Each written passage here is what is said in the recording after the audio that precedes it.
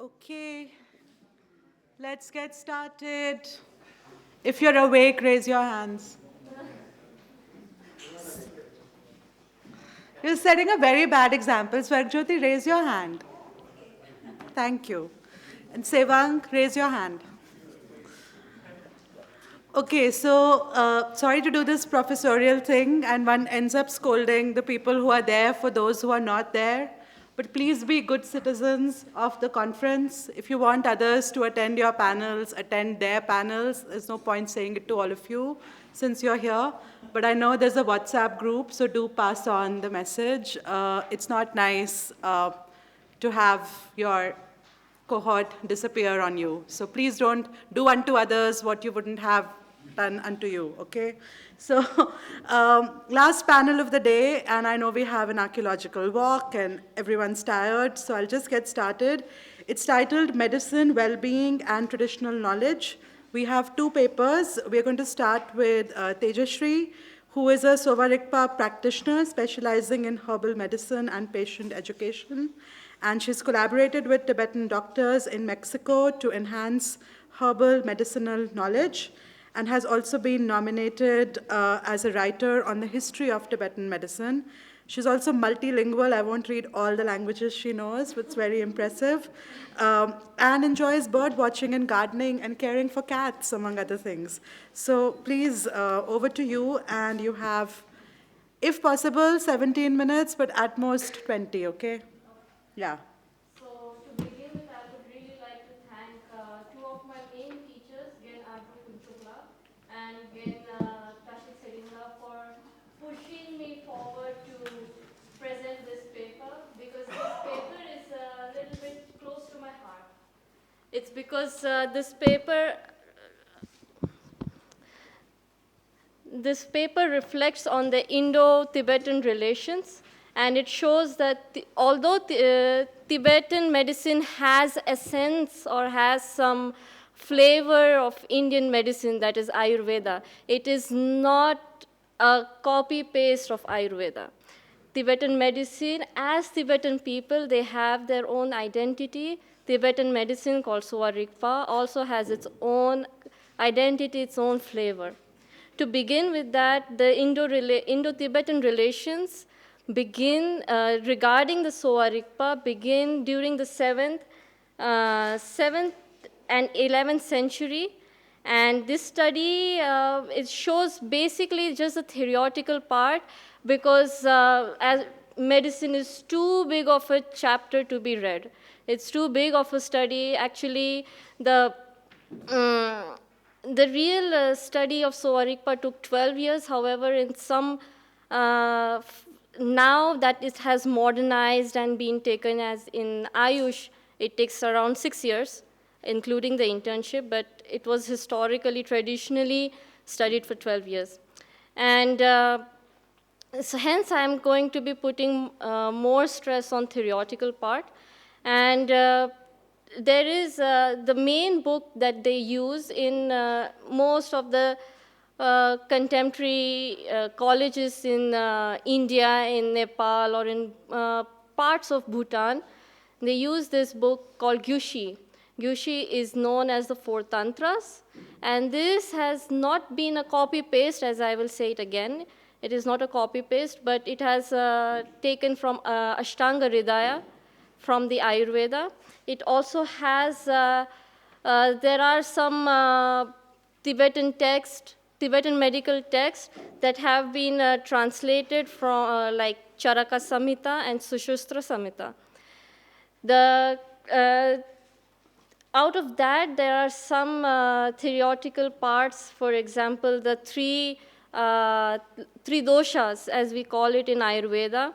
It's the same in the Tibetan medical aspect, but with Tibetan medical aspect, one should also know that there are Indo-Tibetan relations regarding Buddhism, because Buddhism also came along with Tibetan medicine, with medicine, with you see some traditions, and various aspects of fields of studies. So in Sowa Rigpa, we more also focus on the Buddhist aspect. Here, as we can see in Ayurveda, the dosha called Vata is not as taken much into focus as it is taken in the terms of Tibetan medicine in Sowa Rigpa. Because in Tibetan medicine, the Vata, or as we can call it, Lung, there are three types of doshas in Lung. It's called doshas in Sowa Rigpa. It's called Lung, Thipa, Bacon, and in the Vata aspect or in the Lung aspect, here I will call it Lung aspect, it is also more focused on the elements of your mind and how your mind can influence the, the imbalance, the balance of the Lung. This is not that shown, or this is not that focused in Ayurveda. Later, next, we will talk also about Pitta. Pitta is an Ayurvedic term, and here in Tibetan medicine, you call it Thipa. Thipa and Pitta, they are both focusing on heat. But in Pitta in Ayurveda, it's not as highly focused because as we are living in India, and it's Tibet, these two are also geographically different, whole different places. So these Pitta and Vata, or here Lung and Thipa, when they are talked about, Pitta is not talked too much in Ayurveda aspect because we already have too much heat in us. We eat a lot of spices, we eat a lot of, and the weather itself is too hot as compared to Tibet, where they have to study about how to gain the digestive heat, the Mridul, as we call it in Tibetan medicine, and the Pachak Shakti, how we call it in Ayurveda. So in Tibet, they also had to focus a lot on how to regain or how to just gain heat, how to focus or how to balance their Lung, because the weather there, the climate there is really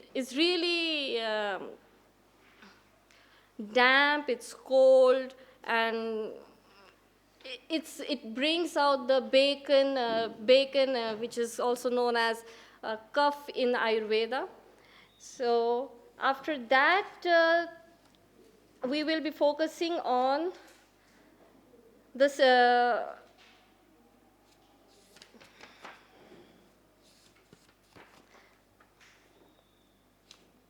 We will also be focusing about the subtypes. There are five subtypes of each type. There is, as I said, there is Lung, Thipa, Bacon. There are 5 more to each of it, making it 15. It is the same as Ayurveda. They have Kaph, Vat, Kaph, and Pitta, and they also have all the 5 subtypes in it. So Tibetan text place more emphasis on the role of this subtype in mental clarity, but the Ayurvedic prana vata, as life-sustaining lung or life-sustaining wind, as we can say it in English, translated in English, it governs in Ayurveda. This same subtype governs heart and lung function. This is the modification of the Buddhist influence on Sowa Rigpa. And then there is another example I would like to also say, that it has additional connections to the control of internal heat generation, which is very essential for the survival in the cold climates. The one here in Tibetan medicine is called Me Nam Lung, and the other one is in Ayurveda is called Samana Vata. Then there are some other similarities known as the elements. So these elements are also though founded in Chinese medicine as well, but here I would also focus that there is connection with Ayurveda and Sowa Rigpa. In Sowa Rigpa and in Tibetan, in Sowa Rigpa and in Ayurveda, you call it this Pancha Mahabhuta, and in Tibetan you call it Chunganga. So Chunganga, maybe you can also see in the prayer flags, they have 5 different colors, and each color representing every element, an element. To say these 5 elements, these are earth, water, fire, and earth, water, fire, air, and space. In Ayurveda, you call it Prithvi, Jal, Tejas, not Tejashree, Vayu, and Akasha. And also these elements, they have been combined in each of the doshas, in each of the types, both in the Ayurveda and in Sowa Rigpa. So when there was political stability in Tibet during the 7th and the 11th century, it was transferred to Tibet way more easily, and it has been pushed forward more systematically as it could be now. So to come back to the point, the Pitta combines fire and water, Kapha combines earth and water, and Vata combines air and space. In Tibetan medicine, the space element, it's called Namkha, is given more weight than its Sanskrit counterpart in Ayurveda, it's called Akash, which reflects more Buddhist philosophical influence that has higher priority on consciousness and mental phenomena. I still have time? Yes. I still have a lot of time. You have 10 minutes. Okay. Then not only the theoretical part, as I earlier mentioned that I'm focusing more on, there is also the focus on pulse diagnosis. Here I will be only focusing theoretical parts of pulse diagnosis and not be doing it practically. The pulse diagnosis in Tibet had to be very high altitude, very cold, climate friendly. It is very different as it is in Ayurveda. Although the philosophy has been taken from Ayurveda, and it has, and with also with an essence of Chinese medicine, it is still its own new field. In contrast with, to give an example, there is a contrast. To classical Ayurvedic pulse diagnosis, the pulse is particular qualities to identify constitutional types. So here we have each, on every, in every pulse, on every, these 3, we have different elements and different organs that, different organs that govern or that can predict what the diagnosis.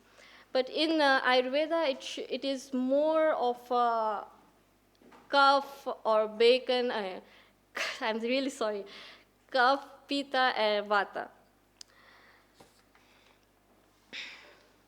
Then to also add on to the other aspect, that is the medicine making, the pharmacology. In Ayurveda, for example, the pearl that we use maybe as a jewelry in a lot of medicines. In Ayurveda, it's used as bhasma, that is the ash, and the pisti that you get from the precious gems. So when these precious, here I will be talking about pearl. This pearl is parallel to the Ayurveda Prakasha. It's a book, it's called Ayurveda Prakasha. In Tibetan medicine also, the Tibetan text lists 6 different types of pearls that can be sourced from animals, because they lacked places called sea.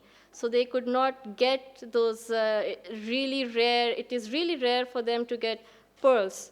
So they had 6 different types of pearls, from elephant tusk, snake brains, stomach of sea creatures, and from plants in foreign lands. Here we mean banana trees, because bananas are foreign to Tibet. And as I said, in Ayurveda Prakasha, which it describes 8 sources of pearls as oyster shell, conch shell, elephant tusk, pig, snake, fish, frog, and bamboo.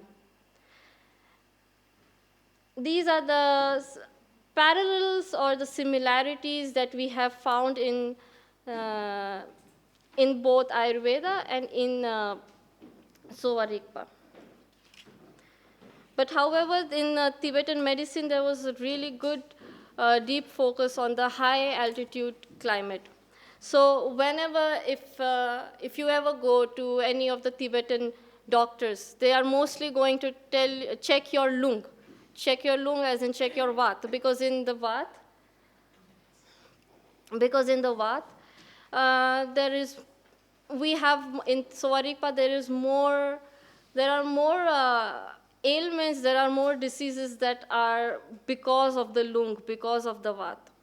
There are 63 kinds of lung diseases, and hence, as I have only 2 minutes, I would like to cut it down. So this Ayurveda is one big thing, is that Ayurveda and Tibetan medicine, Ayurveda lacks a bit of spiritual aspect, because it is talking broadly about just the physical part and not the mental part. However, in Tibetan medicine, they are also talking about provocations. They are talking about, in the time during the COVID, they had this black thing, it's called Swatil, and the other spiritual parts as complementary objectives. So to conclude my paper, I would say that although Ayurveda has its essence, has its flavor, has inspired Sowa Rigpa, it is not completely, as I said earlier, copy-paste, and it is it's 100% not a clone. Though we have Indo-Tibetan relations, we can see our Indo-Tibetan relations with it. Indo-Tibetan relation did not start after 1959, but it started way back in the 6th century and way back in maybe before that. So in this way, I would like to end my subject in my paper. Thank you.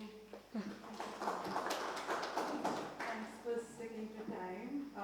We now have Mridul, who is a doctoral scholar at the Department of Humanities and Social Sciences in IIT Delhi.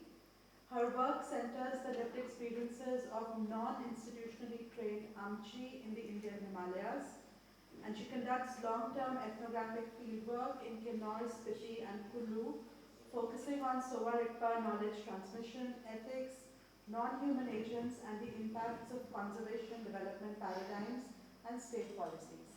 Over to you, Mridul. Thank you. First, I want to thank Tejashree for setting a precedent of so many things that probably I could not. But here are some pictures for you, since you've been sitting the entire day. This is Spiti. That's where I mostly conducted my fieldwork 2019 onwards, going in and off. This is village Kipper. The area is very much like the Tibetan plateau.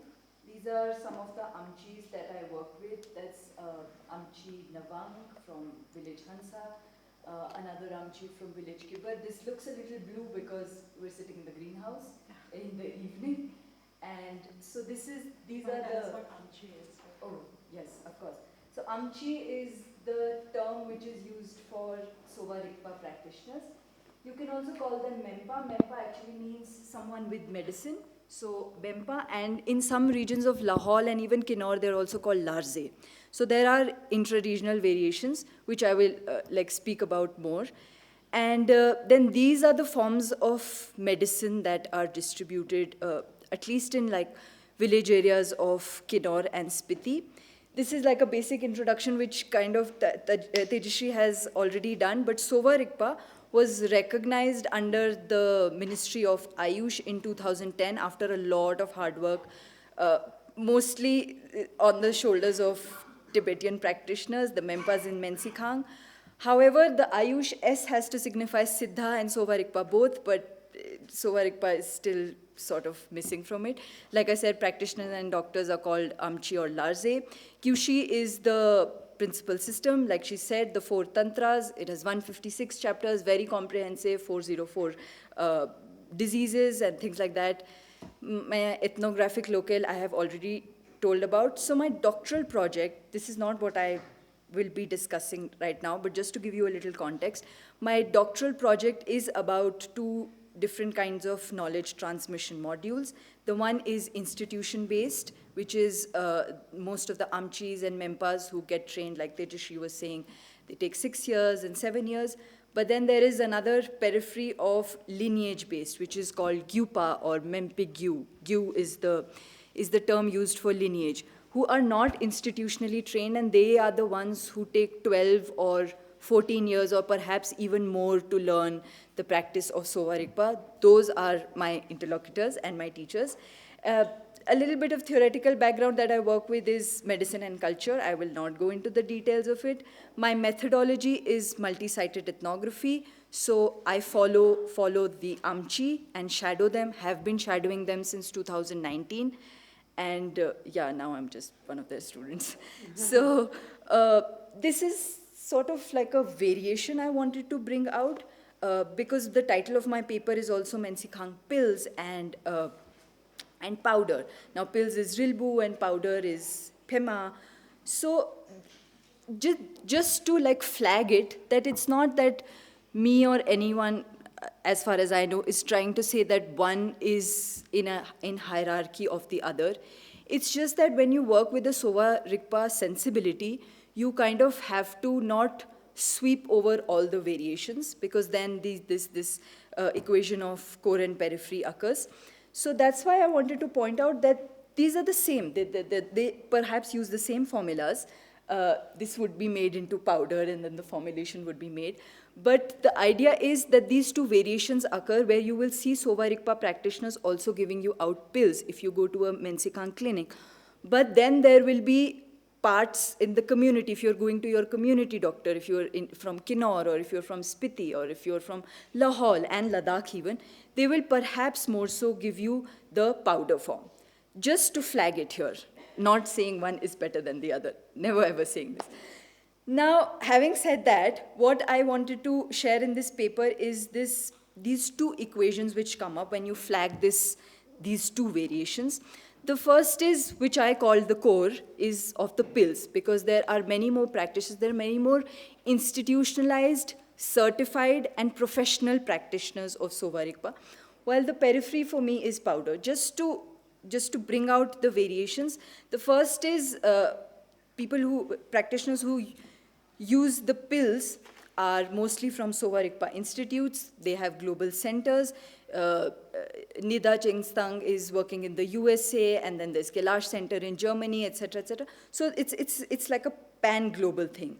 While on the periphery, they don't go to an institute. The main place where you can go to Amchi is the Amchi household, where all of these activities happen throughout their life.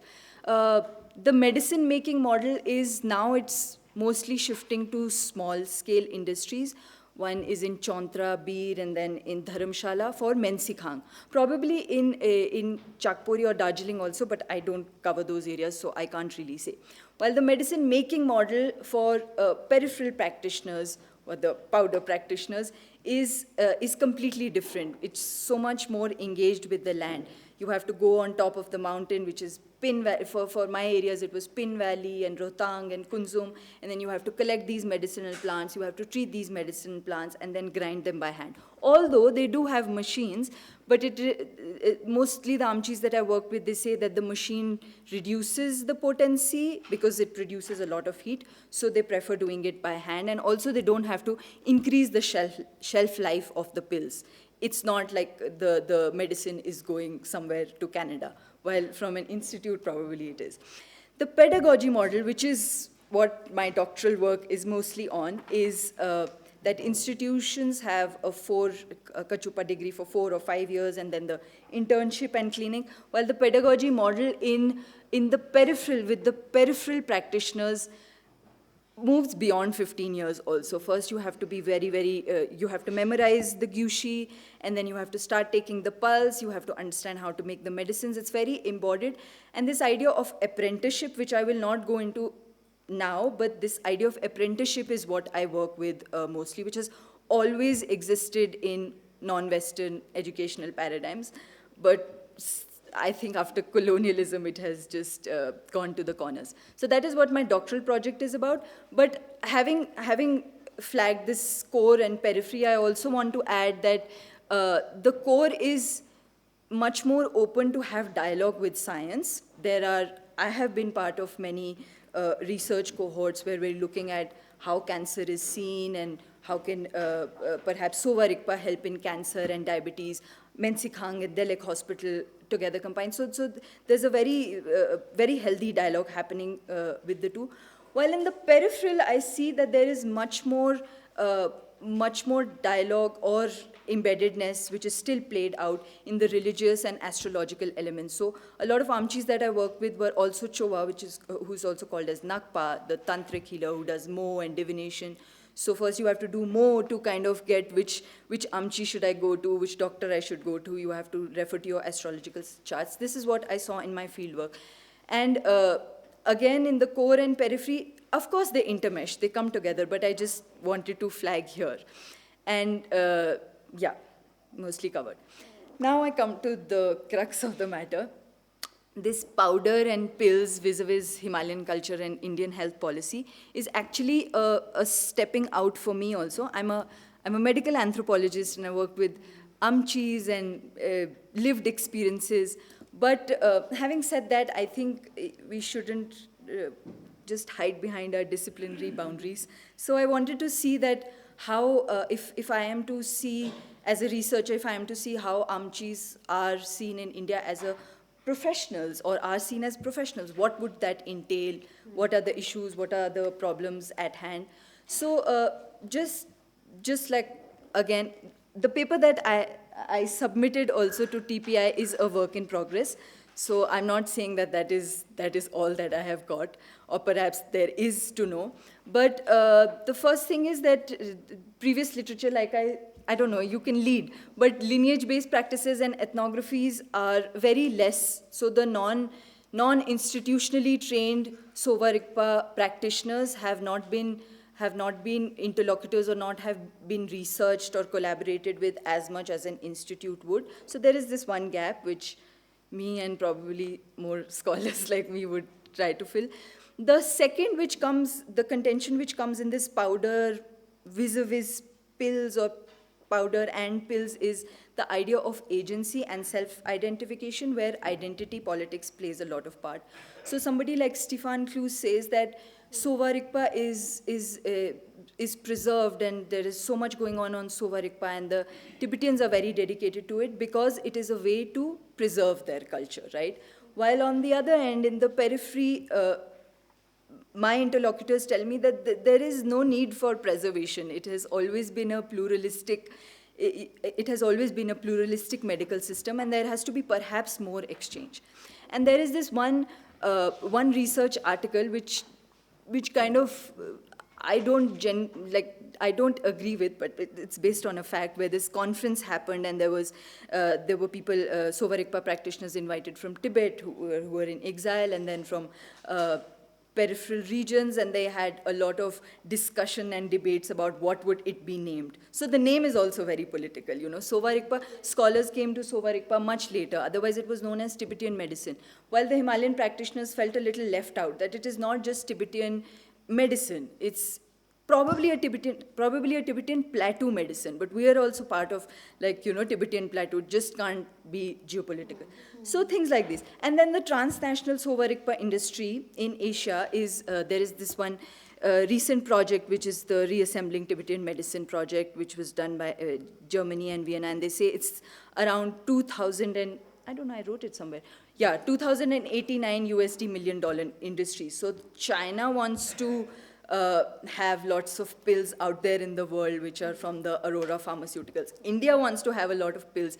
That is why it recognized Sowa Rigpa as an ancient Indian medical tradition, which I have lots of contentions with, but let's not go there right now. So yeah, all I'm trying to say is, like, there are a lot of factors which come together when we try to think of how are Amchis as health professionals? What is this system? What is this system for India? What is this system for Tibet? What is this system like as a cultural identity, transnationally? So, yeah, okay, this is related. Now I'm coming to, do I have time? You have 7 minutes. Okay, then I'll go slow. So now, having put this out all there, flagged it here, my main idea is that my idea or my research is about that what is the potentiality of Sowa Rigpa, which first of all has to include these peripheral practitioners also, non-institutionally trained practitioners also, because the first reason that comes to my head, which we are going through again and again in different forms, is the idea of shared legacy. The idea of shared legacy, like Tejashree said, not 1960 or 1959, but 6th, 5th century. So that is one potentiality of Sowa Rigpa. The second potentiality of Sowa Rigpa is, which I wanted to work with, is the idea of soft power. So India, I don't know so much about international relations, that's why I'm here and I'm looking forward for your feedback and having conversations with so many learned people, is that medicine, traditional medicine, I don't like that word so much, but medical systems who have existed before Western medicine or Western medicine paradigms came, have the potential to not only be used as a soft power in the sense of this is what India is offering to you, but more so because that is what the world kind of needs. Because the world is moving towards holistic healing. It does not want to go to a doctor and say, I have a knee issue, and just look at my knee. The knee is part of the body. The body is part of geography. Geography is part of so many things. And more so with recent research around Tibetan medicine and other, even Ayurveda for that matter, the idea is that the world is shifting towards something which is much more holistic and based on well-being and preservation, and rather than what you call it, like treatment, which is very, it's expensive and it's hard, it does not take into account lots of things. I don't want to go into the Descartesian principle where you're like, Western medicine is based on that's body, that's mind. You have a mind problem, you go to the psychologist. But that's not how it works. Like she said, lung is so important. You measure the lung. Things like that. So that is the second potential, which I say that it's not that we are offering something, putting something out there and tantalizing the world that, this is what you need. The world needs it. So we just happen to have that tool as a tool or medical system as a Sowa Rigpa. But having said that, I also wanted to point out some issues which are still existing if you see Amchi and Sowa Rigpa practice nationally and internationally. The first, which I kind of hinted at, is this identity politics, where the younger generation, at least in Spiti, the younger generation is like, the younger generation does not want to learn Sowa Rigpa because their earlier Amchis, their parents and their grandfathers Gyupa did not earn much about it. So this idea which is involved, intermeshed in Sowa Rigpa of ethics, Buddhist ethics, is kind of like going, because everybody is related to identity. No, we as Indians, we must be recognized in this, and Tibetans are refugees, and still like that. So there are some things which are happening. I just wanted to like flag them. The second is access to institutions, which is like the biggest issue that at least peripheral practitioners place. They don't have so many schools that can teach them medical and non-medical in 11th, 12th standard. They don't even have school. Like Spiti has no, only except Museling, it has no school where 11th and 12th is present. They have to go somewhere else. So then that is another issue. National and international grants, methodology and epistemic complexes, but this is like an area altogether. You have to sit differently with it. What I want to leave you with is this idea of Indian revival policy, where probably because of the present political regime, the idea that we have to bring out our lost glory, right? But it comes with a lot of connotations. You have to like understand where that glory comes from and how glorious people in the past were, and probably we are not right now. So researchers and other policy makers have to kind of understand that you can't just have like a revival policy and just paste it on everything. You have to understand how it is working in the contemporary world. The second is that there is I just wanted to flag it that there is an anticipation that what is happening in the traditional medical systems about wellness tourism and holistic health, sometimes the real medical systems are stripped of its real value just so that they cater to transnational audience. The last thing that I want to say is that when we talk about Sowa Rigpa, we have to, or talk about Sowa Rigpa and Amchis as professionals, we have to think the idea of what is gained and what is lost, who is it benefit, and what are the most effective ways to do it. That is why I wanted to dive a little into policy and health policy, which is still a work in progress, and that's all I have, to share with you. Thank you. Thank you so much. Sorry to rush you in the end, Mridul. Yeah. I have a few questions, but does anyone else have questions or comments? Yes, 1, 2, okay, 3, 4, okay.